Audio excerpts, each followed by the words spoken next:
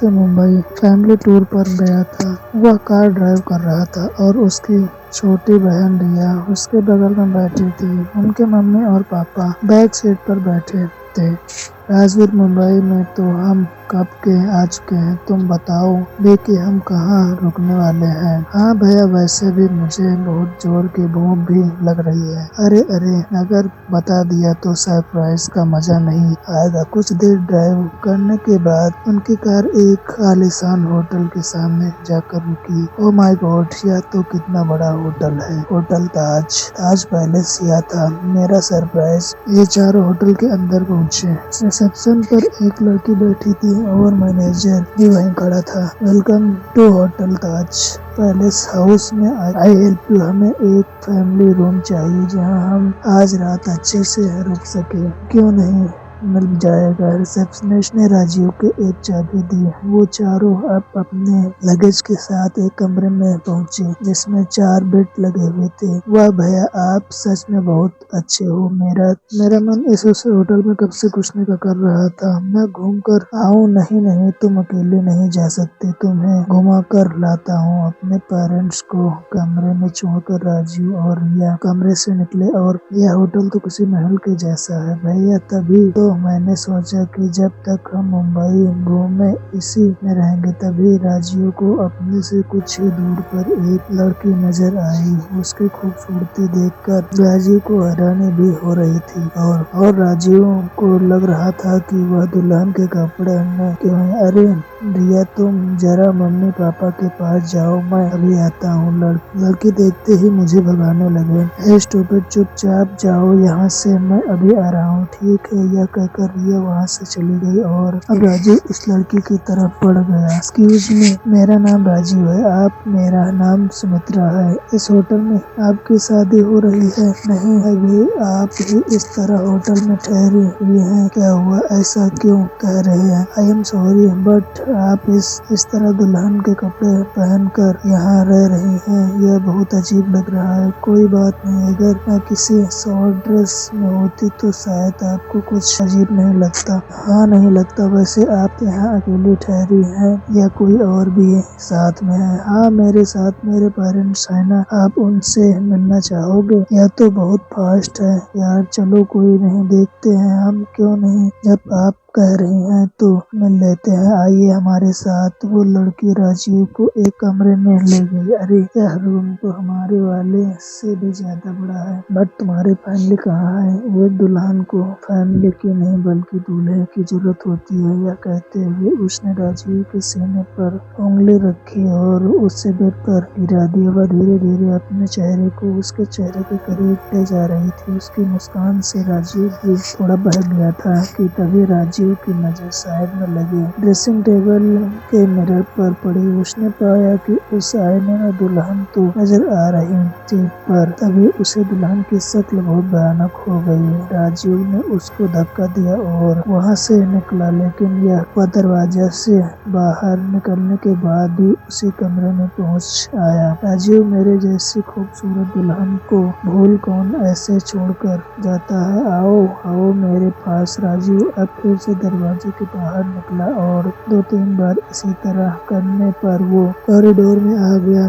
खुद को कॉरिडोर में पाकर उसने सुकून की सांस ली। उस समय एक रूम सर्विस बॉय वहाँ से गुजर रहा था। अरे सर, आप इतने डरे हुए क्यों लग रहे हैं? इस कमरे में एक चुड़ैल है, वो मुझे मारने वाली थी। पिछले 6 महीने से काम कर रहा हूँ सर, यहाँ कोई चुड़ैल नहीं है। तभी वही दुल्हन बिजली की रफ्तार से वहाँ आई और उसने उस सर्वर बॉय की गर्दन पकड़ ली। क्या कहा? यहाँ कोई नहीं है? उस सर्विस बॉय की आंखें फटी की फटी रह गई। राजीव वहाँ से बहुत तेजी से भागा। वह पीछे मुड़कर देखना नहीं चाहता था। तभी पीछे से कोई आवाज बड़ी तेजी से आई और उसके कदमों में आ गिरी। राजीव ने नीचे देखा तो उसका दिल दहल उठा। वो उसे सर्विस बॉय की कटी हुई थी। राजीव अब भागकर अपने कमरे में पहुंचा। उसने दरवाजा अंदर से बंद किया और लंबी लंबी सांसें लेने लगा। राजीव बेटा, क्या हुआ तुमको? माँ पापा जल्दी से यहाँ से निकलो, यहाँ होटल हॉन्टेड है। मैंने अभी यहाँ पर एक चुड़ैल को देखा है, उसने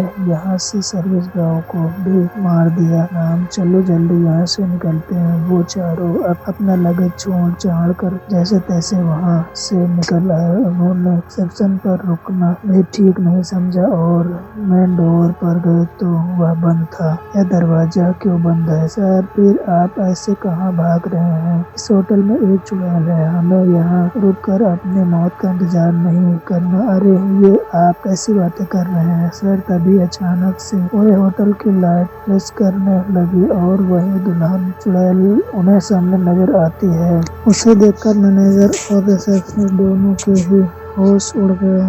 क्यों मैनेजर, मुझे सामने देखकर कैसा लग रहा है?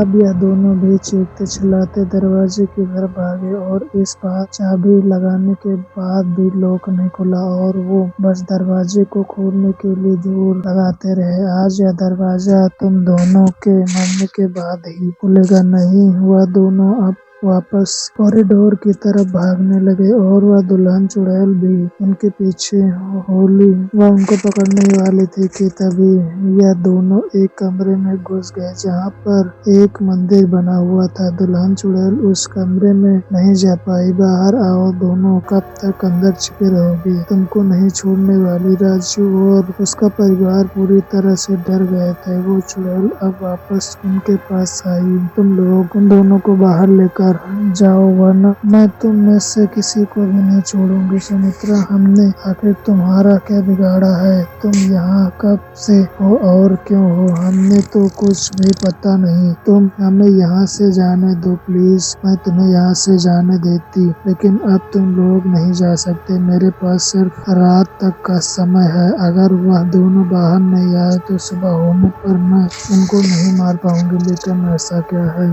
जो तुम उन दोनों को मारने के लिए इतनी बेताब हो? अब उस दुल्हन चुड़ैल ने अपनी कहानी बतानी शुरू की। पिछले 6 महीने वह अपने पति के साथ उस होटल में आई थी। नरेश, हमने भागकर शादी तो कर ली और यहाँ रुक भी गए, लेकिन सुबह होने पर तुम मुझे कहाँ लेकर जाने वाले हो? अरे बस आज रात हमें यहाँ रुकना है, उसके बाद हम दिल्ली जाएंगे और वहाँ पर अच्छा सा फ्लैट लेकर आराम से रहेंगे। वह उसके कहने पर अपने घर के सारे गहने लेकर भाग आई थी। वह उसके साथ अपनी एक नई जिंदगी शुरू करना चाहती थी, लेकिन देर रात उसके साथ वह हुआ जिसका उसे अंदाजा भी नहीं था। जान, अब तुमने मेरे लिए इतनी दौलत का इंतजाम कर दिया है तो मैं पूरी जिंदगी आराम से ऐश करके गुजार सकता हूँ। या तुम क्या कह रहे हो? नरेश, अब मुझे तुम्हारी जरूरत नहीं। उसने मेरे पेट में चाकू मारकर मुझे खत्म कर दिया। ये रिसेप्शनिस्ट और मैनेजर को यह बात पता चली तो उन्होंने इस बात को छुपाने के लिए नरेश से पैसे ले लिए। मेरी लाश को ठिकाने लगा दिया। मेरी आत्मा तभी से यहाँ भटक रही है, लेकिन मुझ में शक्तियाँ नहीं थी। लेकिन आज अमावस्या की रात है, इसीलिए मुझ में काली शक्तियाँ आ गई हैं। तुम्हारे साथ बहुत गलत हुआ है, लेकिन हमें प्लीज यहाँ से जाने दो। हम तुम्हारी मदद नहीं कर सकते। अगर तुम मेरी मदद नहीं करना चाहते हो तो यह लो। उसने रिया को पकड़ा। रिया बेटा, उन दोनों को बाहर निकालो वरना मैं उसे अभी खत्म कर दूंगी। नहीं, मैं अभी उनको लेकर आता हूँ। आप लोग जल्दी से चलिए। वह फिलहाल यहाँ नहीं है। क्या कह रहे हो? तुम वहाँ कहीं नहीं जाने वाले। अगर यह नहीं गई तो क्या तक मुझे जिंदा छोड़ा होता? उसने यह सुनकर मैनेजर और रिसेप्शनिस्ट दोनों ही इन दोनों के साथ उस कमरे से बाहर निकल आए और जैसे ही ये हॉल में पहुंचे तो दुल्हन चुड़ैल उनके सामने आई। ये क्या तुम लोगों ने हमें धोखा दिया?